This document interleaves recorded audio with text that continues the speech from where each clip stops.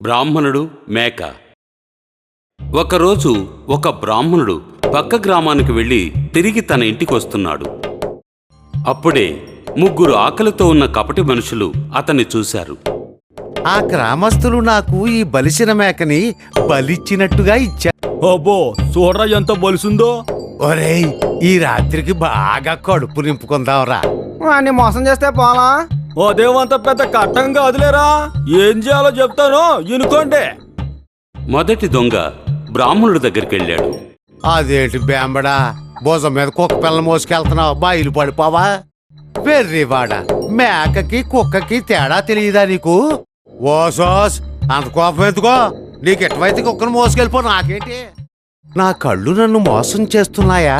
లేదు, ఇది ఖచ్చితంగా మేకే. బ్రాహ్మణుడు ఇంకొంచెం ముందుకెళ్లగానే రెండవ దొంగ అతన్ని ఆపాడు. అదేంటి బెమ్మడా, సచ్చిని దోణి నీకు ఇష్టమైందే కావచ్చు, అయితే మాత్రం దాన్ని నీ భుజాల మీద మోసుకుని వెళ్తావా?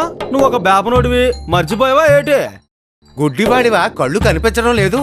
ఇది చచ్చిన దూడ కాదు, బతుకున్న మేక. అయ్యి బాబు, అంత కోపం ఎందుకంటే? నన్ను క్షమించండి, తప్పు నాదేనేమో. అసలు ఏమైంది? నాకు పిచ్చా లేక వాళ్ళకా? అతను ఇంకో 2-3 అడుగులు వేశాడో లేదో చూడండి, ఎవరైనా చూడకముందే ఆ గాడిదని కిందకి దింపేయండి, లేకపోతే జనాలు చూసి నవ్వుతారు. లేదు, ముగ్గురు తప్పు కాలేరు. ఇది మేక కాదు, ఇదేదో రూపాలు మార్చే దెయ్యంలా ఉంది.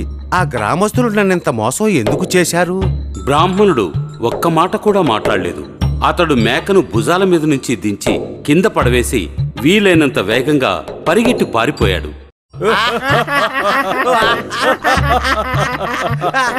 మేకను తినడానికి సిద్ధమయ్యారు.